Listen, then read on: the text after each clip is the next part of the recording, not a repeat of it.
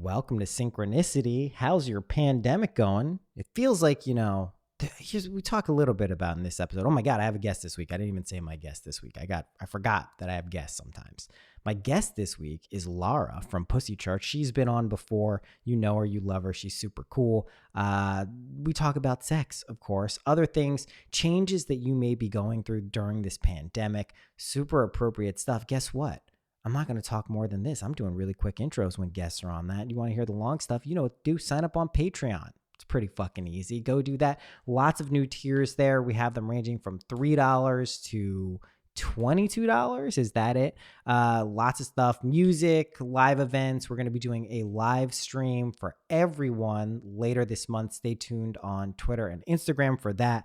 And the regular shit, live readings, Q&As, all that stuff goes on. If you want the solo cast more often, that's the best place to go. Also, I just pop in sometimes. Plus, we have the online smoke sessions now, which we'll probably do the first one in May sometimes. Plus, I got a whole bunch of weed thanks to you guys. So that's fun. Thank you.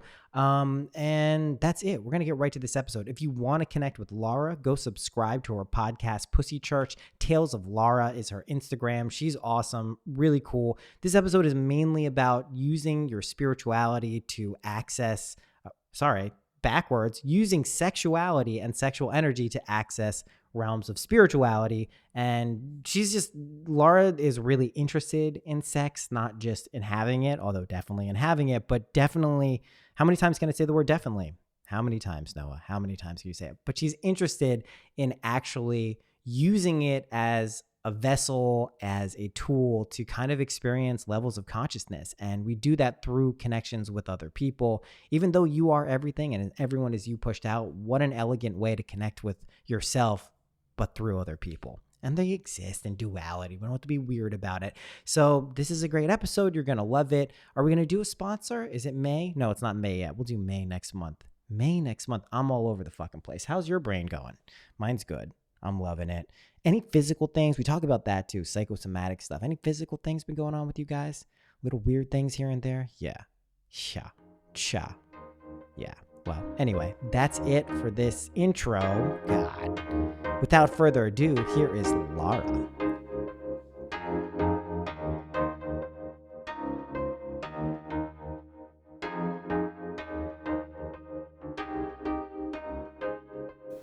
All right, we'll just line it up whenever. Cool. Whatever you want to do. I think I did the clap once and it helped just kind of, but you can tell by our conversation it's not going to be hard. Well, I barely even start these. I don't even say you've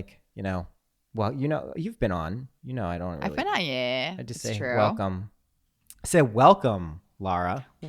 Welcome, Noah. How are you? So good to see you. It's good to see you too. Distance is no object now. Object I guess no. Yeah. Obstacle. You obstacle mean? Is the word I was looking for. I was like, I know it was wrong when I said it. How's the pandemic? I know we caught up the other day during a little reading chat, but how's the inform everyone else? The last time we spoke was what, December? I think. Well, the last time we saw each other was in January, I think, but spoke, I think, probably in December. Yeah. I think, yeah. A lot has changed since then. What's been going on? Oh my God, man. We're in quarantine. I'm actually in Europe at the moment, that's a big change. The last time we saw each other in Los Angeles. It's been really intense. Like, funny enough, not necessarily in like the, I'm pretty grateful that financially I'm not ruined or anything like that. So that's all pretty safe, and I have an apartment and stuff like that. But it's been a really intense internal journey, I think. Yeah. In the past couple months, or month, really. It hasn't been that long, I guess, really, right? 6 weeks. The lockdown and everything? Yeah. No, it's been longer than that. It's been since... No, it's been 6 weeks. I left LA 6 weeks ago. Yeah, but March is when stuff started getting weird, at least in New That's York. True. In New York, I guess it was getting weird, yeah. Yeah, shit started getting weird. Like, they haven't made us wear masks here for more than a few weeks, mandatory. But stuff like I went into the when was the last time you were in New York? I was in New York in December. Yeah. I mean, I went in there late February. No, not even late February. Early March, and you could tell Like It was already odd. it was like people like kind of a lot of people. I went to Brooklyn, so like I drove through Manhattan and Queens, but I didn't. Brooklyn was already like weird. You could tell people were kind of trying to get out of there. The people who were there were like agitated. It was like gloomy. It was weird. So I don't know. I mean, time also, let's be honest, since this thing started, time has become, who knows? I know. It's so weird, right? I feel like it's been forever and it's been 2 seconds in some kind of a sense. I keep Yeah. on saying this. I'm like, Yeah. I don't have no concept anymore. And not because I'm not working. It's more just like the days kind of blend and you don't know what's going to happen. I don't know. I think we've never just experienced anything like this in our lives. No, it's unprecedented. And even for people who be like, well, there's been pandemics before. There's never been pandemics, at least in recorded history, with the ability to, you know, immediately be in this world in contact and aware of everything else that's going on. So the way information spreads, also kind of virus like, is really, really interesting. Viral. Yeah, it's viral, right? We even use the word. It's pretty nuts. It's pretty crazy how like we don't really have any previous experience for this. I mean, the closest I can think of is psychedelics. Like that's what I keep referring back to. It's kind of like when you take a psychedelic, time starts to work differently in both directions. Totally. And, you know, I also like that kind of certain days don't feel like days anymore. It's like it'll be a Tuesday, but it definitely feels like a Saturday. And you'll be like, what the fuck is this? Like, what is this? Which you is just give connotations to different days too, right? right? They feel differently, right? It's super Mhm. interesting. So yeah, I've been enjoying it. I gotta say that like Really? I'm kind of ready for it to be over just because like I want to go to restaurants. I hear you. You know, and I don't, people know at this point, because this is my show, that like I don't mean that in a callous sense, like, oh yeah, like there's not people dying and severely being impacted by this, but just like also realistically, you know, summer's about to roll around for a lot of people, and I don't know how many people are going to be able to stay outside or stay inside. Like, you know, I mean, they're not gonna. I mean, I think No. no matter what you think is gonna happen, or no matter what actually will happen, right? It's in Europe right now, the numbers are going down drastically, and then people are gonna go outside in the next couple of weeks. It's just gonna happen. Right. And then if there is a second wave, there's a second wave, right? But like it'll happen. No matter if we think this is a good idea or not at all. It's gonna happen. That I 100% agree. That logic in this country, at least what's pumped out through media and social media, is considered insane. They're like, that's not, and I'm just like, you guys aren't being realistic. You coop yourself up for 2 months straight. The sun's super shiny. The birds are singing. The animals are out. You're not going to go outside, or you fucking lunatic. Like, it's interesting that there seems to be this such a averse reaction to death as kind of a natural thing. And we're, you know, and the virus can be looked at, and viral things can be looked at in a lot of different ways. They could be instigators for changing certain, you know, practices, like environmentally destructive things, factory farming, things that are really, people can just look at and be like, that's not right. So it could be a good thing in that sense, but to fight something that is clearly inevitable on some level, it's not, you can't mitigate the suffering and the deaths, but it's like this anti-death cult that I see like emerging. It's really interesting to me. Well, it's fascinating because I think also that there's so many different kinds of death, right? I mean, I think what really is so little considered, and I think a lot of people have talked about it to a certain degree, but is that we as a species, I guess, you know, are social. And that, you know, the worst thing you can get, like the worst punishment you can get, is isolation, right? In prison. Yeah. And so I do think that makes a lot of sense. I mean, clearly we're not in prison, but when I first got into quarantine in the first couple of weeks, I was like, wow, prison and isolation, that is another level. Like, how do you do that actually if we're already suffering just by not being able to touch a lot of people or to be with a lot of people? It's not natural for us to be inside, and I think it'll make us also very depressed, and therefore lowers the immunity. I don't know. Yeah, no, I think that's also a really good point that I've been kind of trying to figure out the best way to say, because it can also sound callous if not Of course. looked at, which is, you know, the better you feel, the better your body is going to function, the better you're going to be able to Absolutely. process emotional things, psychological things, physical things. And, you know, I think if you're constantly afraid or terrified that you or someone else is going to die and be taken from you and it's going to be horrible, you're actually, not that you're summoning it into your reality, but you're at least not focusing on all the other things you could be focusing on, which is Yeah. definitely does not seem to be the lesson people are supposed to learn, which brings me back to like what you were saying, because I've also been going through like a ton of personal stuff. We'll talk about all that. But, you know, you said in the past month, you've definitely been going through like some personal things. Like Insane. what have Yeah. you been learning from these experiences? You know, it's kind of funny. I mean, I think that not the full on real story, but I think just the catalyst of it all is that, or I guess the surface story that I tell myself to some degree is that I'm not quarantined with my partner, with a partner. And so I think it was for me, like I have a lot of sex normally and I Yeah. have a life that is very physical, I guess, in that sense. And it just kind of forced me to really look at what I want and what I need. I don't know. And it just like brought up all the shit. I was actually thinking about this after we talked. For years, I've worked on different things within myself, you know, through therapy and like psychedelics and shamans Yeah. and like different things. And it all seems to, you know, when something like switches within you, it's not because I think most of the time because it just happened. It's because you kind of build it, like you're building up to it, some kind Yes. of a sense. Yeah. And so it kind of happened. Right. It's so weird. And it kind of happened on our, like after our phone call. I Yeah. was just like, holy shit, I think I just flipped the switch. Yeah. I That's what it just did is. it after so fucking long of like bargaining with myself, you know?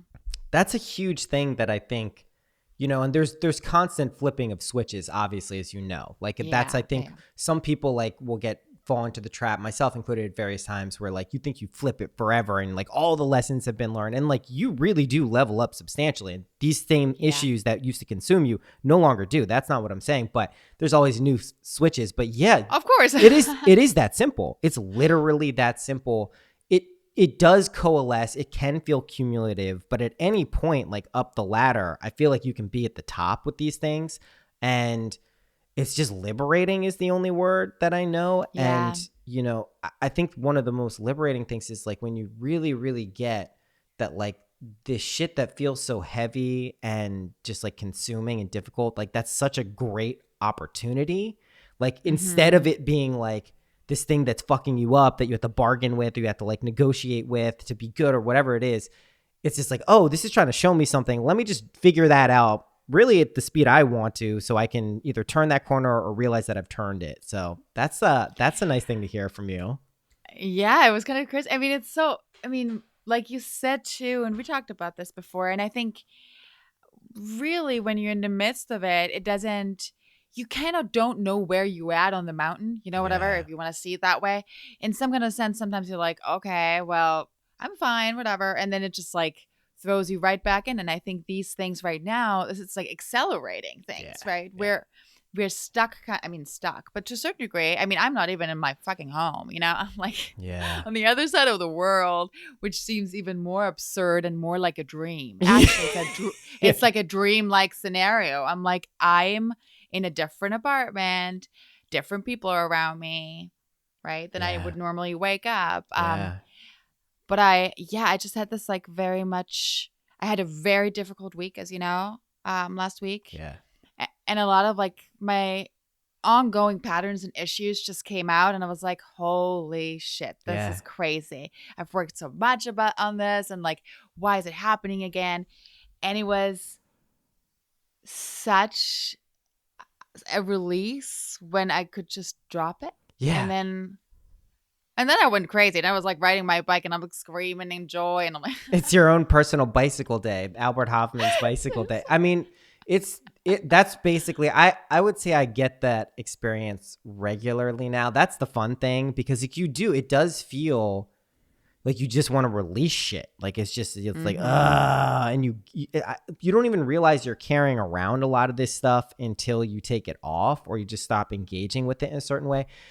what makes it, as you realized last week and probably looking back even more throughout your life, like this stuff really has a way of sticking if you don't catch it. If you don't bring the awareness Exactly. to it, it's Yeah. just like it sticks to you, and it's It'll just come again and again, right? It's like haunting you. that's what Like, people call karma too. I think it really is. It's like nothing more than having a looping pattern that you didn't like break the cycle of. And like it sounds so yeah. intimidating. So when we call it karma, it's like, you could have done it like from 5,000 life. It's like, no, it's just this energy that if you catch it, you can actually flip it into working through your shit.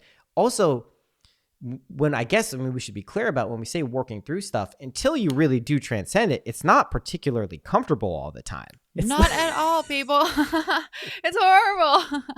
Yeah, I definitely found this It's like out. It's it's nuts. It's nuts. I mean, I think it is what I thought was really interesting though, because in the past I don't know, maybe 4 months, a lot of things have changed in my life. I mean, apart from the quarantine. Apart from this, but the Yeah. situation. But I saw something. I'm not a particularly anxious person normally, but we were talking about my anxiety, right? That since in October I started having anxiety. And I felt like the anxiety, even with this, like last week when it was so strong within me, it's like nearly trying to tell me something. Yes. It's literally trying to tell me something. And it's like, what you're doing is not sustainable. And so I'm going to bother you Yeah. so much that you can't fucking focus on anything else anymore until you resolve this shit, because we can't do this anymore. Yeah. That's how it felt like. That is kind of what it's like. And I think that can sound like, people will be like, yeah, well, that's what anxiety does. And it never resolves, but it does when you actually just kind of delve into it, because it shows you like clearly, like what you just described is kind of how I operate with a lot of things is I just don't tolerate anxiety. It becomes intolerable for me at a certain It point. does. And so I'm like, I got to figure this shit out. And if I don't have to like consciously figure it out, but I'm just like, I'm ready to learn whatever lesson I need to learn from this, no matter what it is, painful, blah, blah, blah. Like I need it. That said, you definitely want to make sure that you don't only use that as a tool, because some people really do fall into the pattern of using anxious styles. And I say that's not for us so much because I know that like we don't tolerate it, but some people really will use this as a pattern to kind of constantly find the next thing to solve. And a lot of times, as you know, with this shit, I'm sure this is a big part of the release, is just like, oh, like I don't have to deal with this anymore. Like it's not this thing that needs to be figured out and solved and complex. It's just like, oh, I think I'm kind of done. It's so funny, too. I mean, I don't want to say this in some kind of a sense. When you have anxiety, it's one thing, you just solve it. You know what I mean? I don't, but I mean, I have in general a body that's very psychosomatic. Yes. Right? So if anything is Same. off, I get something. Same. Like it doesn't matter. It is ridiculous shit, right? I get a rash all over my body. I'm like, what are you trying to tell me? It's so annoying. This is really interesting, because this has been the theme of me and my partners and just a lot of people I've known over the past 2-3 weeks. A lot of I'm insane. Like I refer to myself as like an insane person, because like my shoulder will act up and then like I'll feel fine. I won't notice it and nothing was wrong. And I'll be like, oh my God, I actually saw that there's nothing physically wrong with it. And now it still hurts again. Like, it's like, yeah, it's a crazy thing, but it's a tool.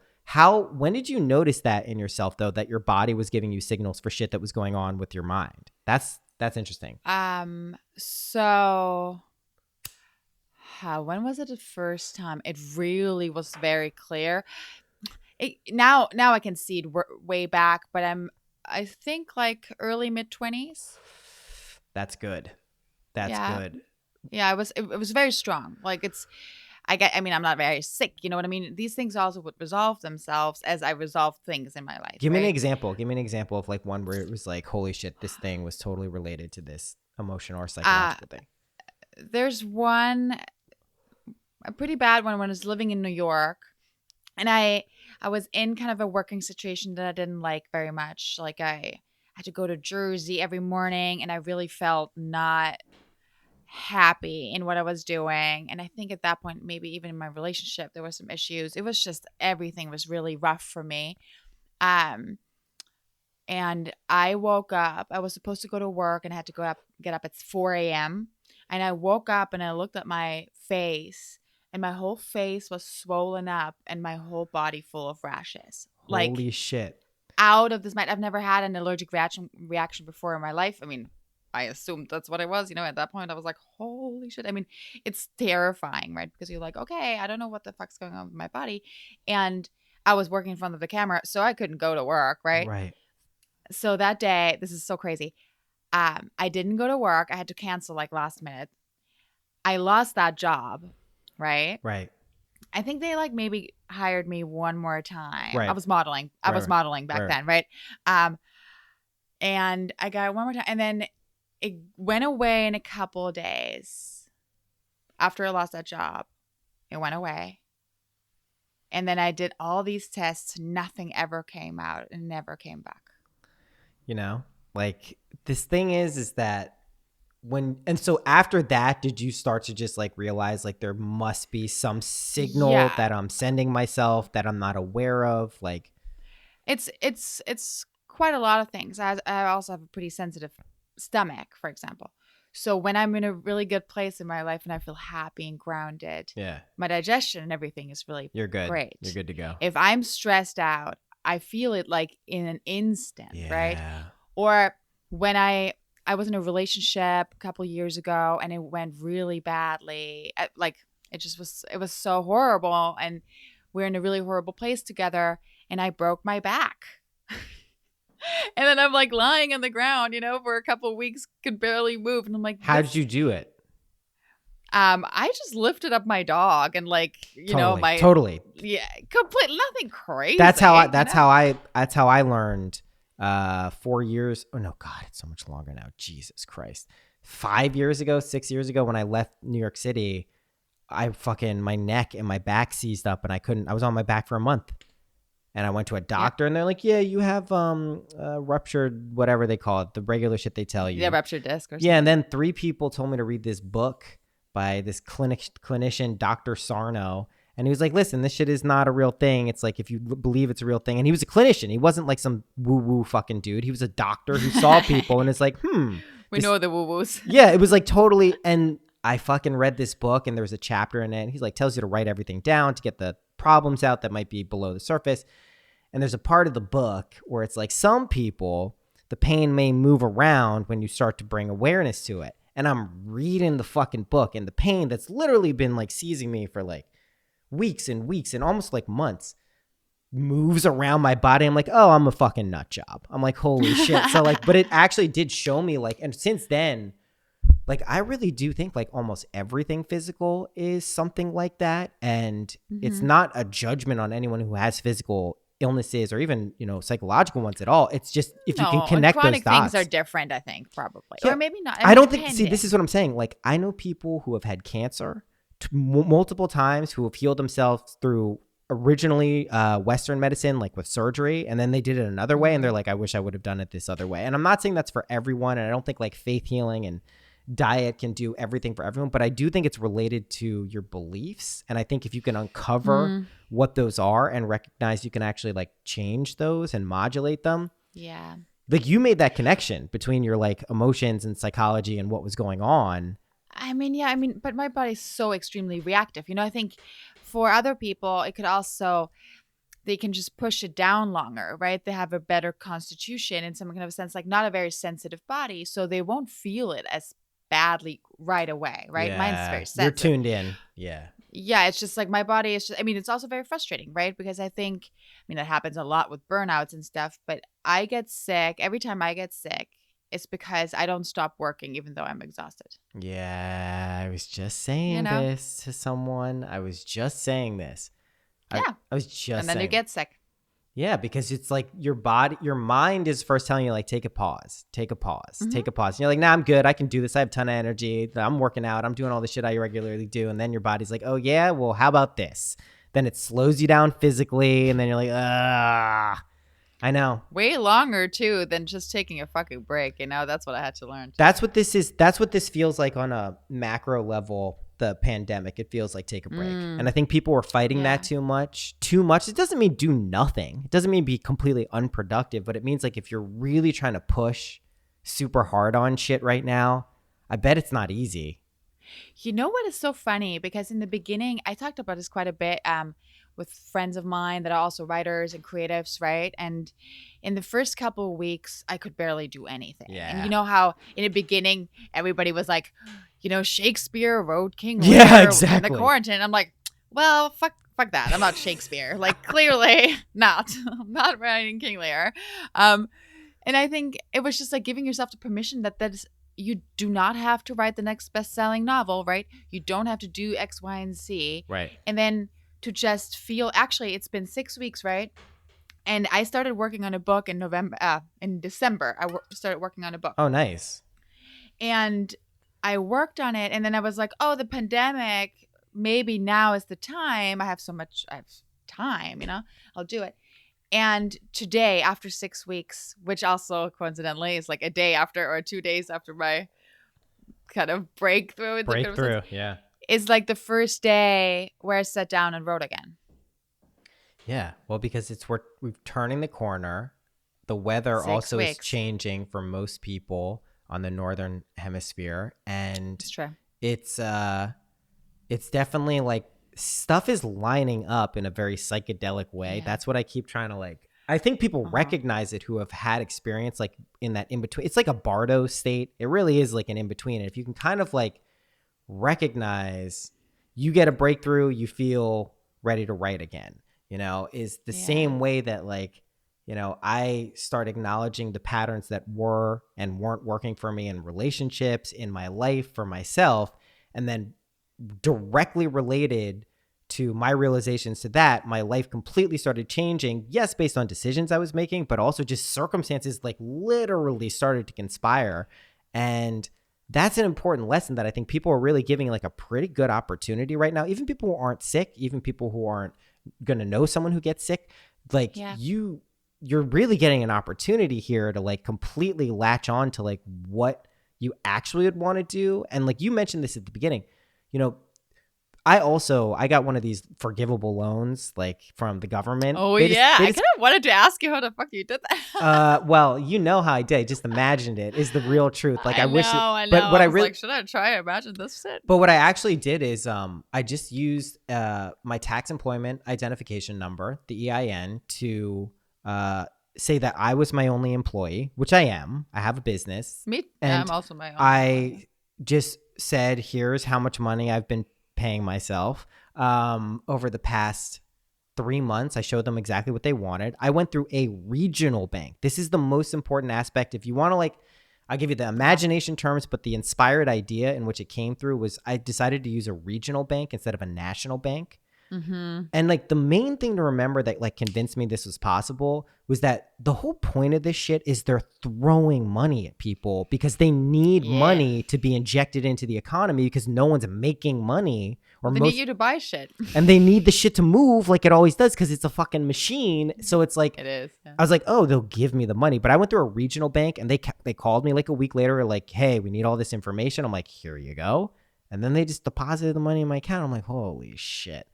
Everyone can do it. I was thinking about this. I think I'm going to call my local bank in LA. Do it. Yeah, I'm going to try to do that. It's funny. Yeah, I mean, I think everything's possible, I guess, in some kind of a sense. It's an interesting time for nothing is, well, I guess what I wanted to say is like nothing was really going to look fully the way you think it's going to look, right, in some kind of a sense. And we did talk about this before too, that I felt like when you're having a harder time, or when I had a harder time, it did feel like I'm stuck in a psychedelic trip that I don't like. Yeah, like a bad trip. Yeah. Yeah, I'm like stuck in it, and I was fighting it, and so I wouldn't get better. And I was like, okay, well, the only thing you're supposed to do when you're tripping and it's not that great is to just be like submit to it, right? Surrender is the key word there. Surrender. Yeah. It's tough when you're in it though, because at least when you take a psychedelic, hopefully if you're like, oh, I took drugs, like, you know, I feel like this because of drugs. But when it just pops up in our life and we don't call it psychedelic, we're like, oh no, this is somehow different than that. And it's like, no, it's not. It's the same thing. You just, maybe you don't Yeah. see shit if you're that person who sees stuff. And it's like, it's the same thing. It was just showing you a more accurate picture. And I think we gradually move towards those psychedelic states. And like, yeah, we're in the thrust of one. Someone described it to me like there's some theory that like we're actually being sucked into a black hole, like probability wise, like Earth and everything. So like as we do this, we time and space collapse in on each other. And so this would be, you know, kind of the beginning of us space time doing that, rather than, because like I mean I've said this many times, I don't know how seriously people take me, but like I know time isn't real. Like I know it doesn't exist. Like I've seen enough evidence that yes, my perception is that I have children, they age obviously, but like it doesn't exist. So if we were actually moving into whether it's a black hole or just, you know, some conception of what that would be, shit would start to work differently. We'd start to see more synchronicities, more things that based on our imaginations would be outpictured into our world, which again would put the importance on like stabilizing these states of consciousness, like the ones that you actually choose rather than one that feels like it's being imposed on you, which is always just a misapprehension. Like it's you doing that somehow. Could be through someone else, could be through a physical thing like that. That definitely seems to be like what's going on. I mean, it's pretty loony to think that, or not even loony, it's just fascinating to think that if you, like you said earlier, if this is like in a macro level, like a macro anxiety attack, Yeah. or a psychedelic trip, right? That we're all like a dream, right? Like in Buddhism or whatever, everything is kind of like an illusion anyways, but like that we're all collectively going through, right? It's kind of fascinating. What actually is there a collective lesson to learn? Yeah. And I mean, the only way, this is the only thing I can say about the logical conclusion to this would be that if an individual, if one is able to stabilize their consciousness, that would necessarily have an impact on the broader collective. If you're looking at the world of duality, which you said, it's essentially an illusion. But if you're looking at it through that lens, that's the name of the game. It's not to somehow go out there and change things around, because that's a ridiculous. It's like a Shanti Deva quote. This, the yogi who I think taught the Tibetans stuff. He was a Vedic yogi. He was like, it's easier to just wear shoes than try to like cover the entire world in leather. Like it doesn't, you know what I mean? Like just put on your own shit. You don't have to go and fucking cover everything out and make it perfect everywhere you go. It's just like put on the fucking neat things you need.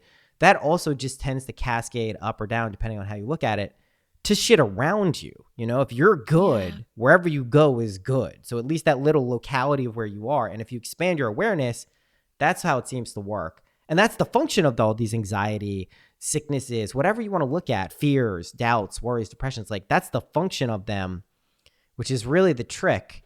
And you do that without like totally inviting them to you all the time. You know, that's the key there. Like some people get addicted to just like the juice of like that. But you know? that's like, I mean, that might be more a bit, which I've had before in a different scenario, but like some kind of an emotional masochism, right? Yeah. That's a little bit different. That's a bit of a different scenario, because if you then just get off nearly on the fact, that shit's hard,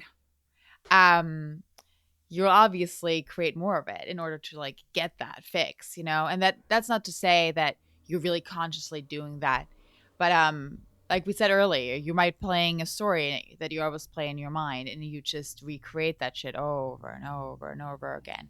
And I've done that. Like I've done that in my relationships to a certain degree, right? And then you have realizations where you're like, oh my goodness, this doesn't work that way. I mean, I had a big I think about sexuality all the time, right? This is the space I work in, and what it means to me right now, because it was very difficult for me emotionally right now. And then I was like, well, how does that play into me, and what's actually mine and what's somebody else's? Yes. And so it's a big thing, but also I think the deeper you get, which within a sexual space nearly, or connection, the more vulnerable you become. Yeah. Clearly, right? Which is the foundation, I think, to really transcend in sex is like how vulnerable you can be with the other person. But I had made up like a little bit of a duality. Like on the one hand, I was like, I could be so vulnerable in bed and so open, and then I would come out of it and be like, and now I'm protecting myself again, right? And I'm Yeah. like, well, bye. I mean, not really, literally, but a little bit. Like, The you can connection. have Yeah. me, you can have me in bed as like, and I can like go, and it's nearly a substitution for the vulnerability I can show in my real life, maybe, or where it's harder for me, depending on the partner, clearly, right, in the situation. But these things are fascinating because you learn aspects of your whole self, right, on how they're all interconnected. You can't make them like put them No. in different boxes. They never would be. It doesn't make any sense that anything would ever be. We can do that to like help us navigate and maybe form links, like as a way of doing something, but they're always connected.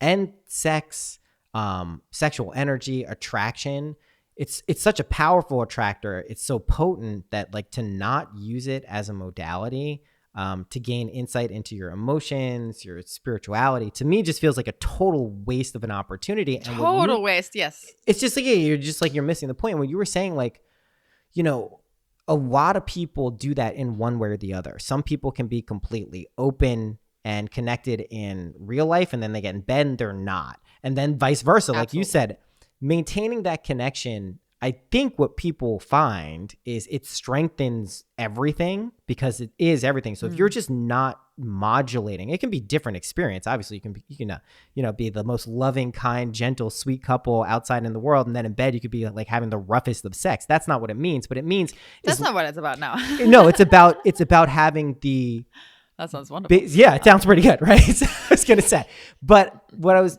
saying is basically if you express yourself authentically in each situation, I think what feels uncomfortable for people is that gating.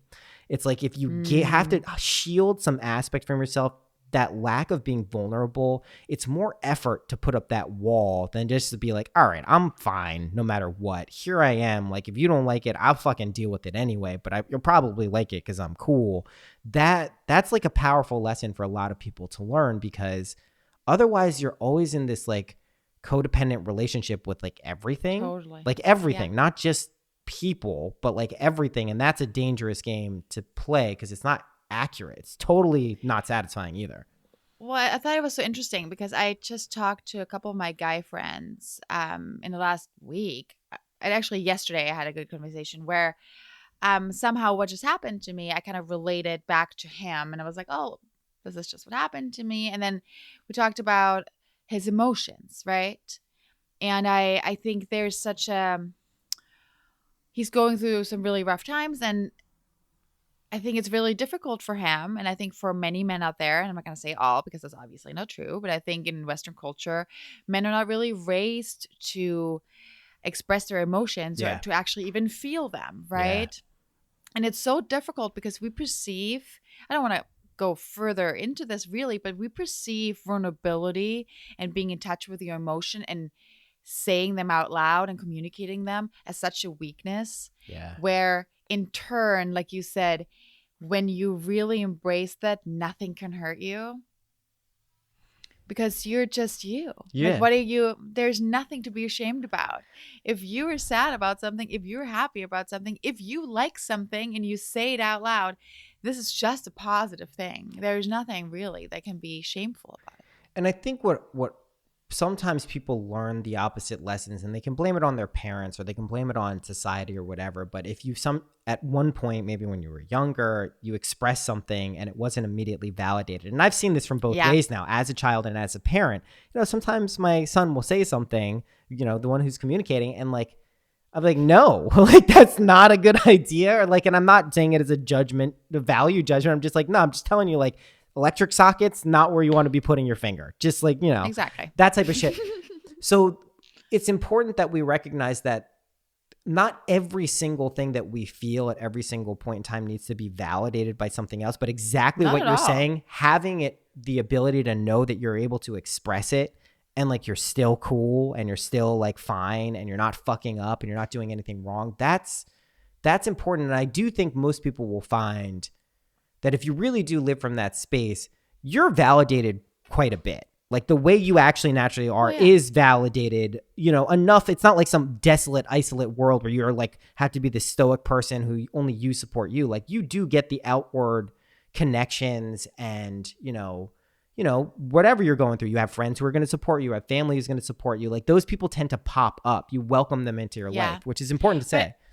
But I mean, it's like pressure testing, right? A little bit like you're pressure testing also if something is supposed to be in your life. Like that's okay, right? I mean, it's also okay to make mistakes, of course, but it's also okay if you say something, the other person is like, nah, not for me, and you're like, well, I guess then maybe not the two of us, but maybe somebody else. I mean, I think I don't know. I was kind of figuring this out for myself too, because I think this whole idea, I mean, I grew up in a very open environment, right? Yeah. And still, of course, you don't want to be rejected by somebody. Exactly. And it doesn't even have to be a partner, right? It can be anybody. You want to be so perfect or whatever, especially in our world that is promoting that so much. But I do think that, well, one of the biggest lessons I've learned in my life, I feel like, is the more imperfect and vulnerable I have become, especially in my work, actually, and also privately, I guess, the more people can connect. It's impossible. So simple. That's how it would. Okay. All right. So here's what I think the name of the game is. It's for everyone individually to wake up and realize they're literally everything, that they are everything that they've ever thought is something else is actually them. That's the name of the game. The way to do that would be essentially realizing the better you feel, the more you should see that externally validated, the more evidence you'll have internally that this is how things work. And a way of doing that is through relationship. You'll see these like emanations reflected back at you. And that's kind of like what we're doing here in duality. But if we get caught up in just what's going on out there, we may not be able to make the connection. That's because we had this random thought last Tuesday of how like, we're jealous of so-and-so. It was just a micro thought and we didn't deal with it. And then it's reflected back in some reaction. So like, as long as you can remember the baseline thing is you're in charge of your consciousness and you get to choose quite literally what state you want to embody, and that it is a choice. And it doesn't mean if you feel bad that you're doing something wrong, but you're being presented a choice. It might just be like a little hard. The door might be jammed a little bit. That's liberating. And again, like, I think like I look at like sex and like orgasming in particular as a really good symbolic representation of what transcendence is like. And it is this sequence of like this release, something builds up. And what's really important to remember about sex, sometimes release is built up through anxiety and tension and uncomfortableness and, lifting things and you kind of hurt. And it's not the worst, but like, but sex is a really good example, just like comedy in a lot of ways, that like you build up. It doesn't have to be kind of uncomfortable. It doesn't have to be shitty. It's like a very pleasurable, and it creates the same friction that releases the same release. And I think I would argue that, I don't know, they're probably on par if I think about it. Something I've been really fucking anxious about when that releases is pretty close to an orgasm in a lot of ways. You know what I mean? Oh, it was like, it is. I mean, I think you're right. I mean, maybe the buildup of anxiety is in more negative, like, or more negative connotation in your mind than the build up to an orgasm, right? But I've also, I mean, there's so many levels to it. I think there's also orgasms, especially female orgasms, as I haven't had a male one, but that, well, surprise, that nearly felt like pleasure and pain, right? It was like I could barely like take it anymore, right? And so I think there's these things within us that are always kind of teetering on both, right? I mean, even if you, for example, you said it earlier, you like some rough sex or whatever, right? There is some component of pleasure and pain of like, if you really want to say it, death and birth. You're right. Like within sex, right? There is both elements. There is being to die, like la petite mort, the small death, right? That's a French term for an orgasm, right? The small death, because it can nearly feel that way. And then at the same time, it is the way life is created. And even if it's not created, maybe it's also some kind of a death again, you know? Yeah.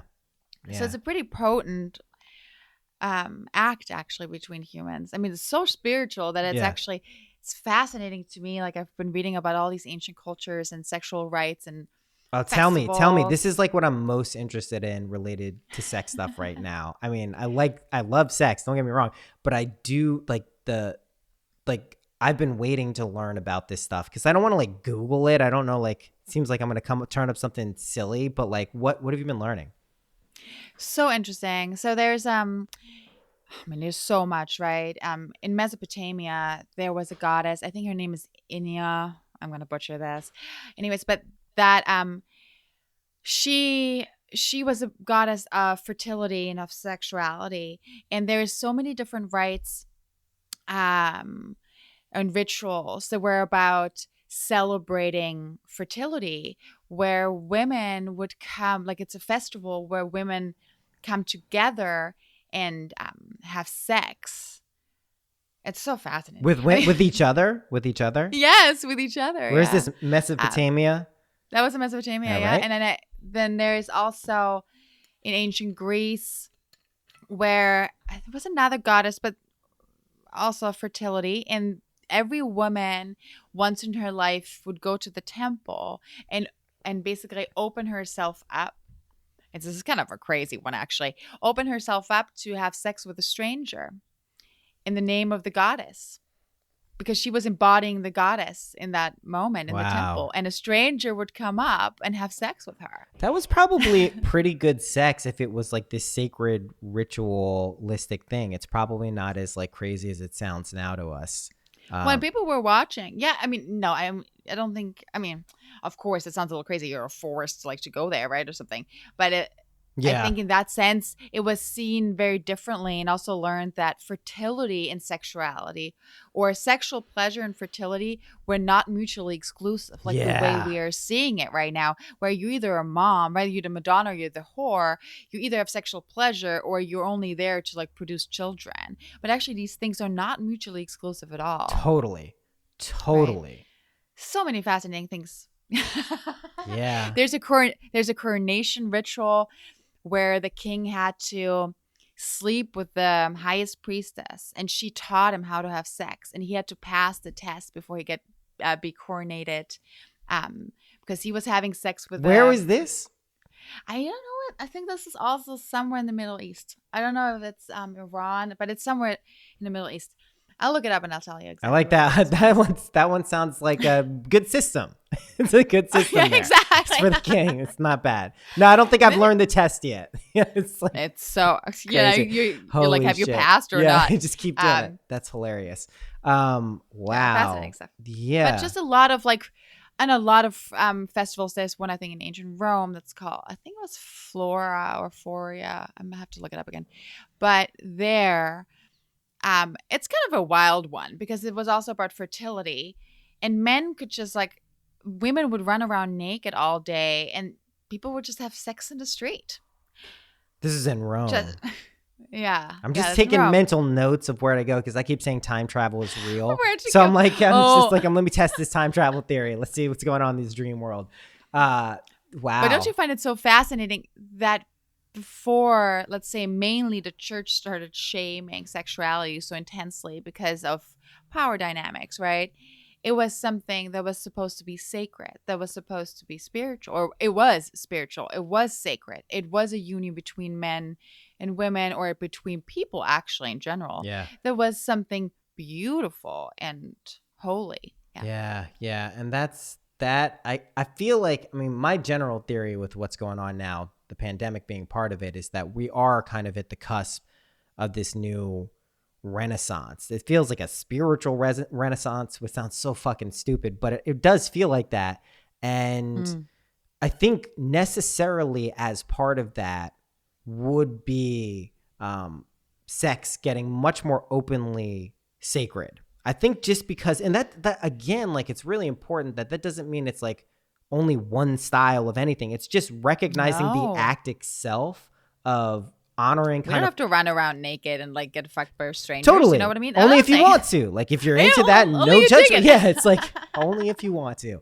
But yeah, it definitely seems like it's a big part of it, which is good news for everyone. So, and I mean, because that's what you want in sex. Everyone has had good sex. Everyone has had bad sex. That's almost a guarantee. If you've had sex more than twice, that's probably going to be there. Like it just happens. It doesn't mean it's going to happen more than often than the other one. Well, it probably leans towards better though. No, you don't get worse. Can people get worse at sex? That's a good question. You can't I don't really, think right? worse, You but can't get maybe worse.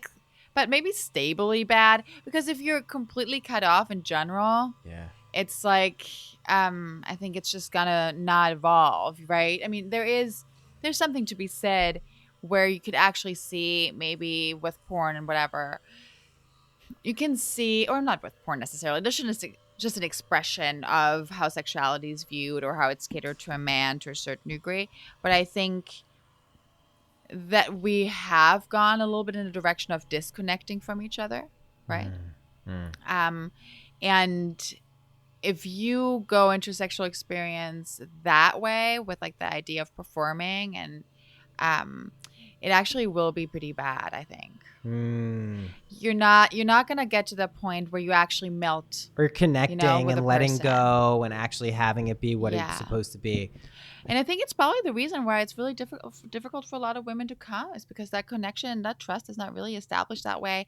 Yeah. And well, they're also not in touch with their own sexuality often, I have to say. But yeah, I think it's definitely, if we can see this as something where connection and being close to people is something what is really important to us, right? What better way to see that than being isolated alone during a pandemic than to see Damn, how right? important this shit actually is. I totally believe. A friend of mine was like, everyone's going to be wild and single. I was like, no, everyone's going to couple up. Are you kidding me? Who's going to be? Yeah, that's really everyone's going to be like, please. I don't know. Yeah, Let's they're find going to see somebody the good. value of like the. Also, I think a lot of people are seeing the dichotomy. You know, when you talk to single friends, and I think, you know, people who are quarantined alone relative to people who are in couples, like there's a big fucking difference between those two experiences, you know, and it's teaching people very different lessons, but still the same one at the end of the day, which is like we value connection in whatever way we're seeking it. And it doesn't have to be intimate or sexual. It's just that is something that also is a very useful and powerful thing that you probably should be seeking out too. Like, I mean, it's crazy. I mean, a lot of people also have been breaking up. oh, of course. Well, of course. Are you kidding me? Yeah. Are you kidding me? I mean, I have several friends who've broken up, and I'm like, why are you doing this? You're insane. But at the same time, of course, all the shit's coming up that you have never talked about. And now it's there because there's nothing to run away. You can't no job run you're away going from it. to. There's no other patterns you can run. I've seen the weirdest of things. I've seen couples who seem like they dislike each other, like friends' parents, who seem like they really disliked each other, who now are forced to be together, who actually like each other. Like they get back to what they were doing because there's no thing that we used to like actually outside. Like, yeah, it's like there's all these different permutations of things are happening. But I mean, I know my soon-to-be ex-wife would agree that if we were probably trapped together since this quarantine, it wouldn't have been good for anyone. Like we at least had experience because we were getting separated before that way back in October of last year.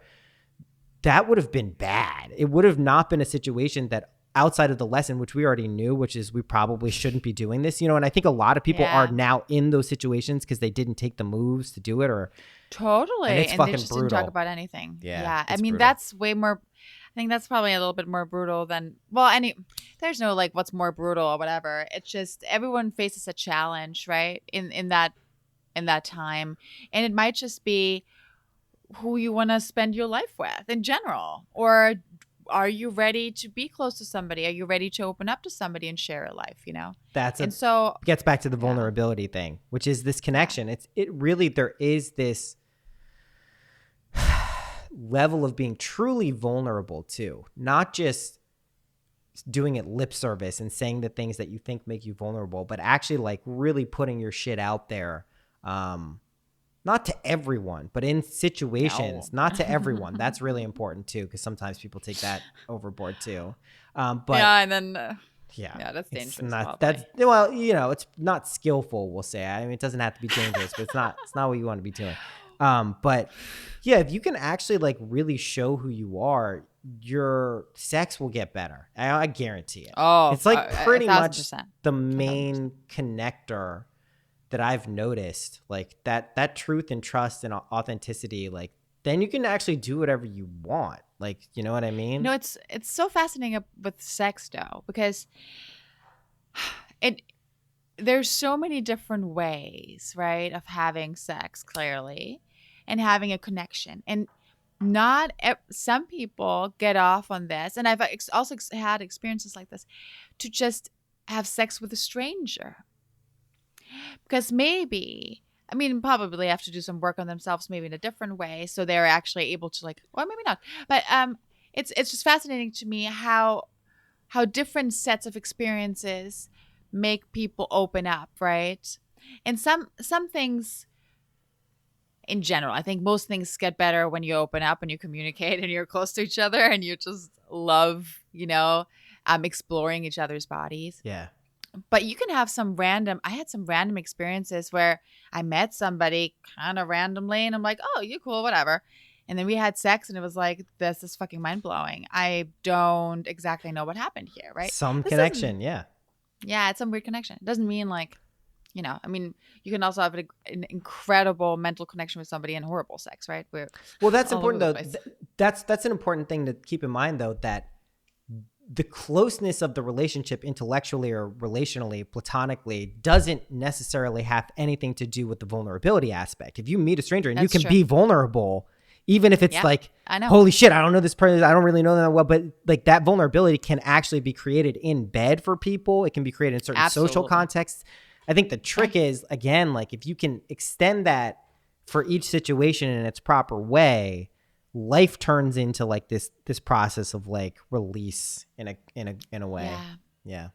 Yeah. Yeah, because I've been there after a relationship, and I've also been in some kind of a relationship with a man who really, for him, it often was like that. It was so much easier to be vulnerable in bed than outside of bed, and it was a struggle, Yeah. Yeah. because yeah, it's a struggle. Yeah. Well, Yeah, it's because it's not the whole relationship too. You can't be in bed all the time, even if you're really good at it. unfortunately.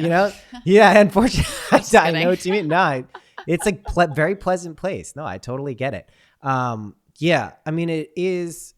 I think as a modality, as something that we can use, like it's such an acute one. And yeah, I love that you've kind of dedicated so much of your life and like mind stream to it, just because it's something that I think a lot of people, because I think people who probably consider themselves pretty open about sex don't push Yeah. themselves to like look at different aspects of it, or like you're doing like the history of it. Like this stuff is like, it's very interesting because it's not just this thing. Yeah. And we like to think we form our own identifications with it, but we are, until we understand what those own identifications are, what we like, what we don't like, are influenced, just like in life, by other things. Absolutely. So it's, yeah. 1,000%. I think actually that's probably why I'm doing this to a certain degree, because it's something that was never given to me, right? Yeah. If you grew up in a society, and granted, still a very open society in comparison to the rest of the world, right, that doesn't really put any attention on even fucking finding the clitoris and putting it into books, like nobody's writing about this forever. Yeah. Just female pleasure being so, being ignored for such a long time, and then having to figure out in a patriarchal society that tells you what it means to be sexy as a woman, but only in the idea of like a man perceiving you. Right. And when you start having your own pleasure, you're maybe gonna try to imitate what you see, what people tell you you're supposed to be as a sexual woman. And I think for me, that just became so interesting, because I was like, okay, wait, but this is not all me. Like I don't. And it's still a constant not struggle, but constant It's a balance. learning. Yeah. It's like yeah. What was given to me, what is actually mine, and how can you make it so that other women can explore their own, because nobody is like me, right? I'm not going out there and being like, have sex like me, you know? All I want to say is, well, you can. It's fun, I think. But mainly this idea is open the conversation with yourself, with your body, the connection that you have that it can be actually very spiritual. I mean, I love my body in such a deep way, and it wasn't always like that, right? But I taught myself. And it's fascinating because it nearly feels like a field that hasn't been very explored, Yeah. which is bullshit, right? Because in Of ancient course. culture, it has Yeah, to be but very still. explored. But But there was hasn't. like a dead time since the Middle Ages and like further on. Like it's been a very shamed subject. So we're kind of like, I feel like saying, like a little kid sometimes. I'm like, oh, I'm learning new things. You're basically like treasure hunting too, because a lot of Yeah, attention absolutely. there's been so many other like studies on sex, like, biologically, all of these other things. But yeah, just the actual, anthropological history and like mythological and cultural history of it, you definitely don't get taught that in school. They're not delving No. into that. Like I said, the reason I didn't even go on Google is like I didn't even think there would be resources that I could truly trust online. I'm sure there are, but it just felt like I don't know where this stuff is coming from, but it does seem like, I don't know. I've also been endlessly shocked by places like YouTube, like to just like uncover some like brilliant person talking about some shit. I'm like, what the fuck? Like this is definitely, this person put in the time and researching, prove it. But yeah, it's really interesting stuff. Like it definitely, it because again, to me, the biggest lure is it's like such a primal drive that to omit it from anything you'd be doing otherwise, like the connection between it is like kind of silly at a certain point. Yeah. Like you're definitely, and it could just be like that final thing. And it is a death thing. And we spoke about this a few days ago. Is like the death aspect of this is not something to be feared. It's a change, and it's a good change. Yeah. Like if it's the little death, right? In French, that's a good type of death. Everyone wants that type of death. So Yeah. I mean, I think nearly everybody, I think people, funny enough, like in real death, like in a psychedelic experience that might be a near-death experience, right? Sometimes I think an orgasm can be nearly overwhelming, right? Because it is letting go of control. And a lot of people have issues with that. I think that's the female orgasm might be a little bit different there too, right? I think as a release. But it might be a little bit than the males. I mean, there's a component. Well, I will say this. There's a lot there are definitely different types of male orgasms. I will say that. And I think people who have like a lot of sex and good sex and like have learned how to like control and like do different things, like there are different things that can make you come, just like I imagine for a woman. And I found something, I'm sure you found it too, that when you're in really resonance with someone, you can feel their orgasm. You know what I mean? Like this is like, and so that as just a thing, which if you can strengthen that and play around with that both together, that requires a certain level of openness and vulnerability. That shit can get crazy. Like there's stuff like, it's just kind of like music for me too. Like it doesn't end. It's not like, oh, there's only this type. We've hit the limit of sex. We've hit the limit of orgasms. It's like, what? It's so funny. I wrote this thing and I wrote like a longer thing not too long ago, actually. And I think I wrote something like, he gives me endless musical arrangements. Yeah. Because it's that, totally. it's that feeling. It's just like, it's endless. It won't, and every time it is different. It's like, it's familiar, but it's, you're reborn with somebody. I mean, these are sexual experiences that often don't happen every day. And later on they can, right? But it's the first time I had like, quote unquote, a cosmic orgasm.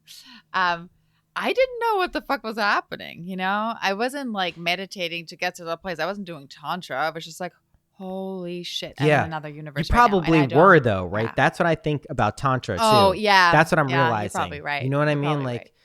Yeah. I think that's what it is. It's just they labeled it and systematized it and said you can do it this way replicably. But I think if you're naturally adept at it, like you probably were doing tantric stuff like lives ago, if you want to think about it like that. And so like it's just a natural thing. Yeah. Because that's just it happened. So banana. Yeah. Because these like the concepts that you learn later, you're like, okay, that sounded like tantra. I wasn't specifically doing it, right? But this whole idea of like melting together in bodies and which I had with several ex-partners and with a partner actually currently too, where it's just this like, and it sounds so cliche and I haven't figured out a better way to describe it. So help me. But sometimes it feels like I do not know where my body ends and his begins, you Totally. know? What could be more That psychedelic than that? exactly, right? You like literally losing sense a little bit Yeah, you of phase you. in and out. You phase in and Yeah. out physically. I mean, that to me is just like a perception of a more accurate and like higher dimensional. Like, I just feel like that's more real actually than what we experience here. This is fun. And that's not to reduce the amazingness of the physicality of this world. I was saying the other day that it feels like people who really like are resonating with each other, love, like, feels like a big function of coming to this place is to experience the physical aspect of that. Because if you don't have that as like an ethereal consciousness, you have to sign up for some pain, some suffering, a little bit of things until you figure, how you want to modulate it for the most part. But it's kind of like its own unique fucking thing. And that's like one of the coolest aspects of it. And when you can tie them together and then kind of like phase in and out of that, that's fun. That's like a fun way of, That's incredible. yeah. I mean, I think it does take either consciously two or subconsciously two people who can actually open up like that, right? Yeah. Or who are interested. Yeah. Man, I'm sure some people are not really interested in having that as their experience. You know what I mean? Yeah, I I'm don't sh- know. I think everyone is. or They they might just just not. never Yeah. they just haven't experienced it. Maybe that's what. You can do it. And the thing is it's directly related to this other shit we're talking about. That's why the connection is always there. It's like if you let go of stuff, if you really like just process this shit, it gives you confidence in being vulnerable. It gives you confidence in being yourself. Yes.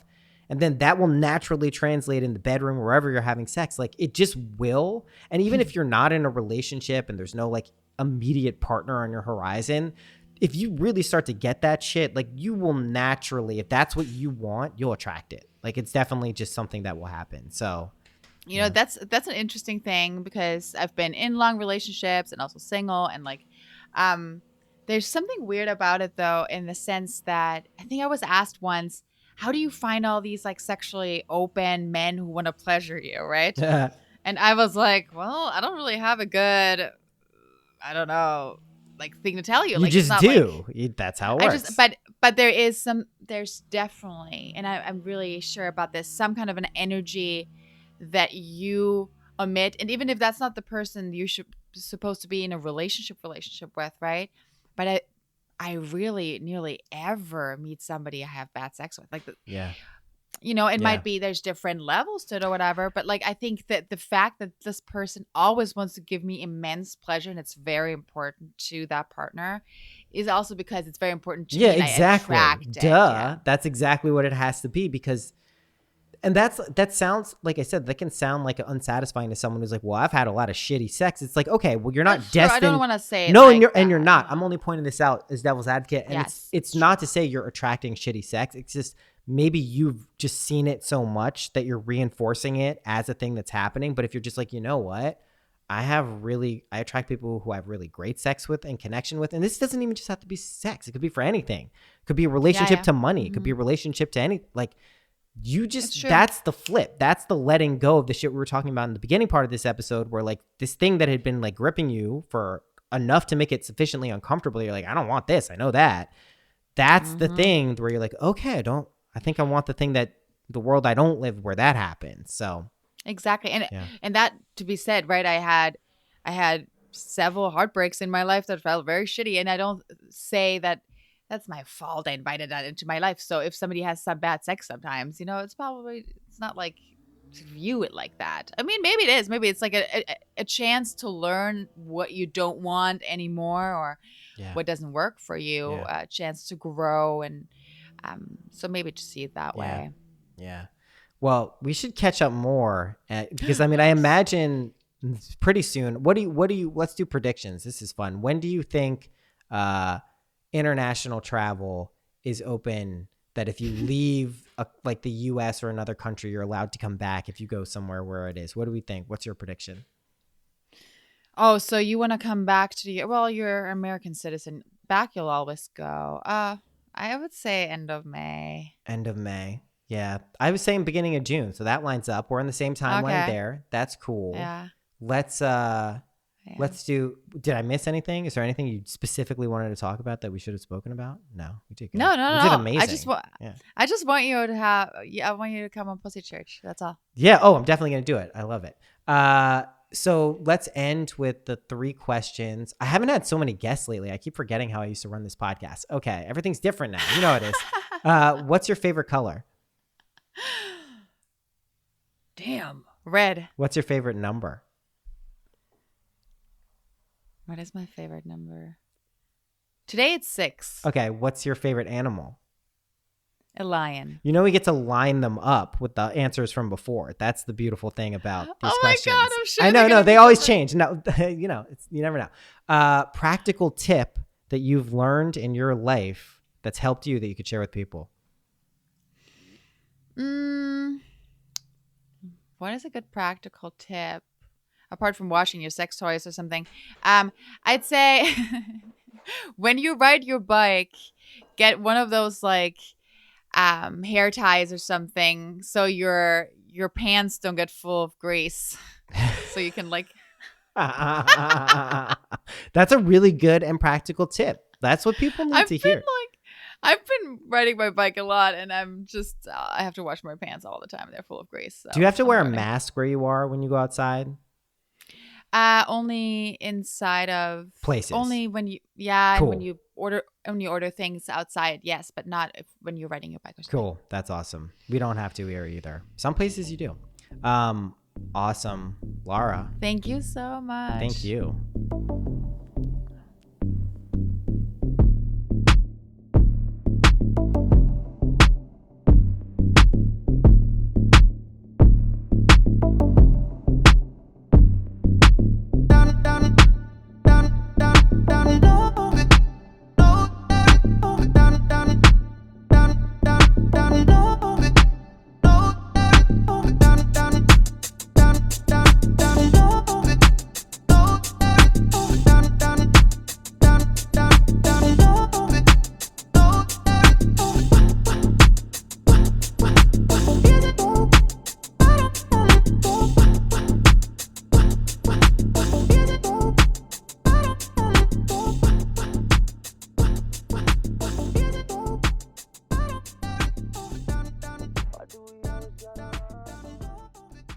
That was a fun episode. Go check out Lara at her podcast, on her podcast, Pussy Church. It's on MindPod Network. That's still a thing. I've been on that one. I'm going to go back on. She's been on this one. It's a good one. I'm like you heard in this episode, sex is just a really good way of approaching any aspect of consciousness, just because most of us have it on the mind, even if it's not sexual energy is clearly potent and useful. So check it out. She's awesome. If you're into that stuff, you're going to love her podcast. Solo cast coming next week. Patrons, you're getting the bonus ones in between. Patreon.com/synchronicity. You can find it on the website, which is syncpodcast.com, SYNC. Lots of shit, live reading, middle of the month, Q&As. We'll do a public thing sometime in the next couple of weeks too. Shit's good. Shit's real good. See you soon. Until then, happy imagining.